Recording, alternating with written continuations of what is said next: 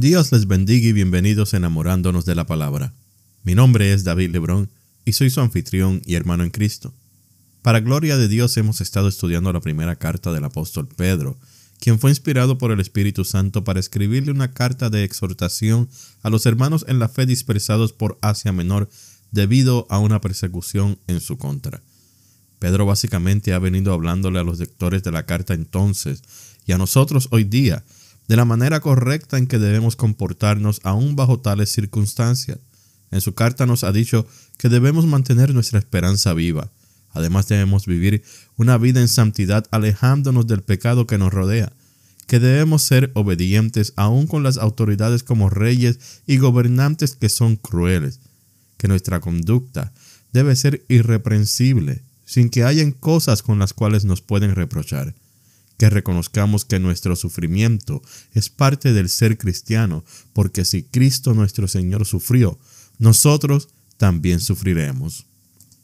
El episodio anterior culminó en el versículo 6 del capítulo 4, y hablábamos de que Jesús será juez tanto de los vivos como de los muertos.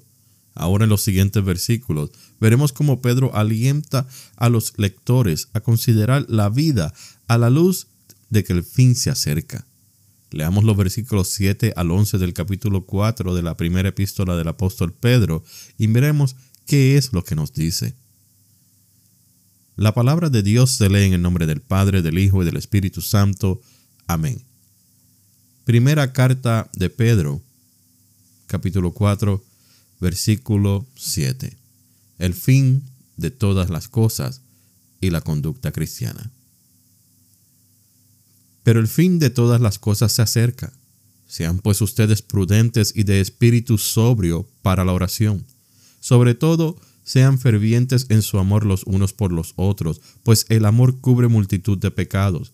Sean hospitalarios los unos para con los otros, sin murmuraciones. Según cada uno ha recibido un don especial, úselo sirviéndose los unos a los otros como buenos administradores de la multiforme gracia de Dios. El que habla, que hable conforme a las palabras de Dios. El que sirve, que lo haga por la fortaleza que Dios da, para que en todo Dios sea glorificado mediante Jesucristo, a quien pertenecen la gloria y el dominio por los siglos de los siglos. Amén. Padre eterno que estás en los cielos, te pedimos que podamos ser guiados por tu Santo Espíritu en este estudio. En el nombre de Jesús. Amén. Para que algo termine, debe comenzar. La Biblia comienza con las palabras en el principio. Y lo que sigue es una bella historia en la que vemos que mientras estamos en comunión con Dios, todo nos es provisto. Todo nos es dado. Todo es más fácil porque Dios se encarga de todo lo que necesitemos. Los dos primeros capítulos de la Biblia son hermosos en ese sentido, pero la Biblia no termina después de 2 capítulos, sino que después del capítulo 2 de Génesis hay un capítulo 3 en el cual vemos que la maravillosa obra que Dios creó, la perfecta comunión que Dios estableció con el hombre, es interrumpida porque el maligno engañó a la mujer y el hombre desobedeció el mandamiento de Dios, quebrantando así la bella comunión que existía entre Dios y el hombre. Lo que vemos en las siguientes páginas es a Dios restaurando esa comunión por medio de pactos, por medio de la elección de hombres imperfectos que llevarían a cabo la perfecta voluntad de Dios hasta que se cumpliera el tiempo en que el Redentor y Salvador del mundo vendría a reconciliar todas las cosas a Dios. Desde el evento narrado en el capítulo 2 de la Biblia y aún en el día de hoy, el hombre ha vivido una vida desagradable a Dios, en la que llama bueno a lo malo y a lo malo bueno. Pero Cristo vino a cambiar todo eso, porque Cristo vino, se sacrificó en la cruz del Calvario, ascendió al Padre, no sin antes hacernos una promesa. Yo rogaré al Padre, y Él les dará otro consolador para que esté con ustedes para siempre. Este consolador es el Espíritu Santo y es quien nos guía por un camino de santidad hasta el día en que todo acabe. Pedro, en el versículo 7 dice: pero el fin de todas las cosas se acerca. El creyente debe vivir su vida pensando en que el fin se acerca. El creyente debe esperar fervientemente el regreso de Cristo que marca el fin. Nadie sabe cuándo llegará ese fin, pero nosotros los cristianos debemos vivir anticipando el regreso de nuestro Señor y el fin de todas las cosas. El Espíritu Santo inspiró a hombres que escribieron acerca de este tema en el Nuevo Testamento. Pablo, en Romanos 13:11, dice: ahora la salvación está más cerca de nosotros que cuando creímos. Y estas palabras son una invitación a que estimemos nuestro tiempo en relación con el fin. Hebreos 10:25 nos anima a alentarnos los unos a los otros cuando dice: y mucho más al ver que el día se acerca. Y Santiago también apunta al fin de los tiempos cuando leemos en Santiago 5, versículos 8 y 9: sean también ustedes pacientes, fortalezcan sus corazones, porque la venida del Señor está cerca. Hermanos, no se quejen unos contra otros para que no sean juzgados. Ya el juez está a las puertas. Y Juan, en primera de Juan, capítulo 2, versículo 18, dice: por eso sabemos que es la última hora. El fin es eminente y los creyentes deben esperar el regreso inminente de Jesús. Durante esa espera, el cristiano debe demostrar una conducta ejemplar, porque nuestras vidas están marcadas por oración. Sean pues ustedes prudentes y de espíritu sobrio para la oración. La oración es un aspecto importante de la vida espiritual del cristiano. Repito, la oración es un aspecto importante de la vida espiritual del cristiano, especialmente en el contexto del regreso de Cristo. Mientras esperamos, debemos permanecer sobrios, que quiere decir que tengamos una mente clara y despejada sin preocuparnos por hacer preparativos, porque recordemos que nadie conoce la hora. Y sin embargo, debemos prestar atención a las señales de los tiempos. Jesús nos habla de tales señales en Mateo 24, donde nos habla de las señales antes del fin: falsos cristos, guerras y rumores de guerra, tribulaciones, apostasía, falsos profetas y la predicación del evangelio por todas partes del mundo. Es por medio de la oración que el cristiano establece un vínculo vertical con Dios antes de unirse en vínculo horizontal con su prójimo. Lo segundo, por lo que demostramos nuestra conducta ejemplar, está registrado en el versículo 8, que dice: sobre todo, sean fervientes en su amor los unos por los otros, pues el amor cubre multitud de pecados. Amor. Amor. Sobre todo, ámense los unos por los otros, fervientemente, profundamente. Esta es la cuarta ocasión que Pedro nos exhorta a amarnos los unos con los otros. Lo hizo anteriormente en el capítulo 1, versículo 22. Luego en el capítulo 2, versículo 17. Luego en el capítulo 3, versículo 8. Y ahora en el capítulo 4, versículo 8. En su mente, Pedro tiene el resumen de la ley que Jesús dio cuando le preguntaron acerca de cuál es el mandamiento más importante.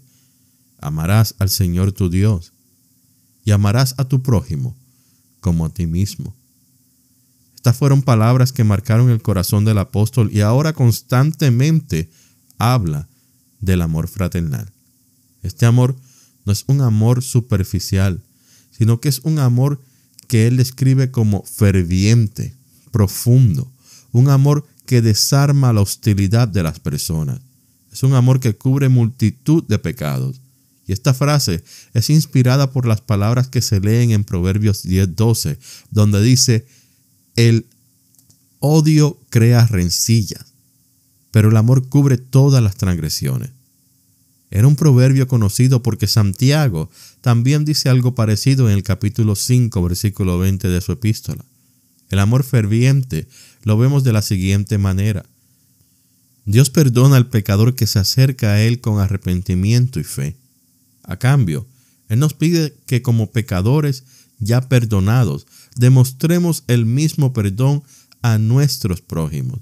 Si nosotros, que éramos enemigos de Dios, fuimos perdonados, hemos sido perdonados y continuamos siendo perdonados, ¿por qué nosotros no podemos perdonar a nuestro prójimo, que nos ofenden día a día de la misma manera que muchas veces, a veces sin saberlo, ofendemos a Dios? Y aún así, en su misericordia, recibimos su perdón. Otra manera en la que podemos demostrar nuestra conducta ejemplar es la hostilidad, de la cual leemos en el versículo 9. Sean hospitalarios los unos para con los otros, sin murmuraciones. En el mundo antiguo, los viajeros dependían de conocidos, amigos y parientes para recibir alojamiento en la noche. Quedarse a dormir bajo las estrellas no era recomendado por los muchos peligros que presentaba: ladrones, malhechores, animales salvajes, etc. Un ejemplo de esto lo vemos en Génesis 19, cuando Lot le da alojamiento a los 2 ángeles que iban a destruir a Sodoma y Gomorra. Y también lo vemos en Jueces capítulo 19, cuando un levita se detiene en Gibeá, una ciudad de Benjamín, y un hombre del pueblo le da alojamiento al levita y a su concubina. La palabra enfatiza la virtud de ofrecer hospitalidad al viajero. En Romanos 12, capítulo 13, Pablo dice: practicad la hospitalidad. Luego vemos que las cartas escritas a Timoteo y Tito les mencionan que uno de los requisitos de un líder dentro de la iglesia, sea un obispo, sea un anciano, sea un pastor, es el ser hospitalario. Pedro, de igual manera, invita a los creyentes a ser hospitalarios, a abrir las puertas de sus hogares a viajeros, sin quejarse. ¿Y por qué habrían de quejarse? Por nuestra naturaleza humana. Muchas veces las personas abusan de nuestra generosidad y los huéspedes nocturnos podían abusar a sus anfitriones, prolongando su estadía o no hacer alguna clase de pago. Por lo tanto, debemos ser buenos anfitriones sin quejarnos, porque tal y como nos dice el autor a la carta a los Hebreos, algunos albergaron a ángeles sin saberlo. La siguiente manera de mostrar una conducta ejemplar nos dice el versículo 10, es poniendo en uso nuestros dones.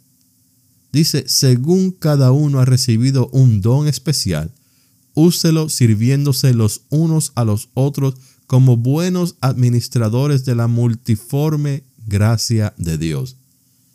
Dones. Pablo dice en Romanos 12:6, pero teniendo diferentes dones según la gracia que nos ha sido dada, usémoslo. Pedro también habla de los dones que Pablo menciona en Romanos. ¿Cuáles son estos dones? El don de profecía, el don del servicio, el don de la enseñanza, el don de la exhortación, el don de dar, el don de dirigir y el don de ser misericordioso.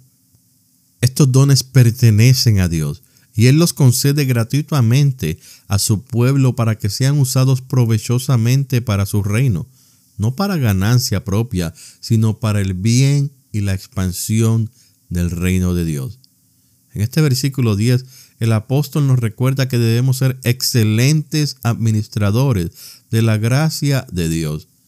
Sí, yo sé que el versículo dice buenos administradores, pero en realidad la palabra utilizada en griego se refiere a excelencia, a ser excelente en lo que hacemos. Entonces, ¿qué estamos diciendo? O más bien, ¿qué está diciendo Pedro? Que cada creyente es dado un don, y este don es el Evangelio de Jesucristo que les es confiado a los administradores de Dios. Este don aparece en capacidades y habilidades diferentes. Es un ejemplo de esta excelencia administrativa. La vemos en el ministerio del pastor, quien ha sido dotado con talentos para predicar, enseñar, aconsejar, evangelizar y administrar. Luego, tenemos en el versículo 11 lo siguiente: el que hable conforme a las palabras de Dios. El que sirve, que lo haga por la fortaleza que Dios da, para que en todo Dios sea glorificado mediante Jesucristo, a quien pertenecen la gloria y el dominio por los siglos de los siglos. Amén. Este versículo tiene 3 cualidades de una conducta ejemplar del cristiano: el hablar, el servicio y la alabanza. El que habla, que hable conforme a las palabras de Dios. Todo el que se identifica como cristiano debe dar testimonio de lo que Dios ha hecho y continúa haciendo en su vida. La exhortación de hablar las palabras mismas de Dios no es exclusiva para los pastores, evangelistas, maestros o para los que se paran en los púlpitos. El hablar las mismas palabras de Dios es una exhortación para toda nueva criatura. El que ha nacido de nuevo debe hacer eco de las palabras del salmista, que dijo en el Salmo 45: muchas son, Señor Dios mío, las maravillas que tú has hecho, y muchos designios para con nosotros. Nadie se compare contigo. Si los anunciara y hablara de ellos, no podrían ser enumerados. Y él luego continúa en el versículo 9 diciendo: he proclamado buenas nuevas de justicia en la gran congregación. No refrenaré mis labios, oh Señor, tú lo sabes. El poder de Dios obra en todo el que habla las palabras de Dios. El que sirve, dice el versículo, que lo haga por la fortaleza que Dios da. Estas palabras son otra invitación al creyente a poner los talentos concedidos por Dios a trabajar. Muchas veces pensamos que los diáconos son los que sirven, pero todos estamos llamados a servir. Recordemos el ejemplo de Jesús en Juan 13, donde Jesús le lava los pies a los discípulos. Sin embargo, el obrero, el que sirve, lo hace porque Dios le da las fuerzas. Todo lo puedo en Cristo que me fortalece, dijo Pablo, queriendo decir que no hay tarea imposible, porque su fuerza proviene de Dios. Y porque Dios cubre toda nuestra necesidad, su nombre recibe alabanza en todas las cosas. Y alabanza es precisamente la última característica de una conducta ejemplar. Dice el final del versículo 11: para que en todo sea glorificado mediante Jesucristo, a quien pertenecen la gloria y el dominio por los siglos de los siglos. Amén. Esta es una doxología que vemos en otras partes del Nuevo Testamento, como en Romanos 16:27, Filipenses 4:20, 1 Timoteo 6:16, Judas versículo 25 y Apocalipsis 1:6 y 5:13.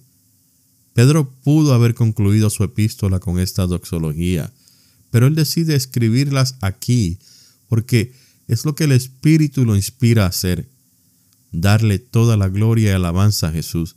Él es digno de alabanza. Él es merecedor de toda la honra. Jesús es Dios y toda rodilla se doblará ante Él y toda lengua confesará que Él es el Señor. Pero cuando el cristiano reacciona a la obra de Dios en Él, nuestra alabanza no debe cesar. Todo lo que respira alabe a Jehová. Esto no es un grito de júbilo, es una exhortación hecha a todos los cristianos, y todo cristiano debe responder con un corazón lleno de elogio para Jesús, nuestro Salvador. Eterno Padre que vives y reinas, te damos toda la gloria y toda la honra. Y te agradecemos, mi Señor, por tu palabra, la cual nos da instrucciones de cómo agradarte. Señor, gracias por tu Santo Espíritu que en alguna ocasión inspiró a estos grandes hombres a escribir estas palabras que han quedado registradas para nuestra educación, edificación y crecimiento en ti, nuestro Señor. Señor, gracias porque por medio de ellas te entendemos y logramos alcanzar tu mente. Señor, continúa obrando en nosotros. Continúa, mi Señor, porque sabemos que no somos perfectos. Estamos muy lejos de la perfección, pero sabemos que tú no has terminado la obra. Señor, ayúdanos a comportarnos de una manera ejemplar y que nuestra actitud hacia todas las cosas, mi Señor, ya sea nuestro prójimo, nuestro trabajo y hacia ti, sea siempre de excelencia, mostrando siempre tus cualidades en nuestro ser. Esto, mi Señor, te lo pedimos en el nombre de tu Hijo amado Jesús. Amén. Gracias por escuchar Enamorándonos de la Palabra. Que Dios le continúe bendiciendo.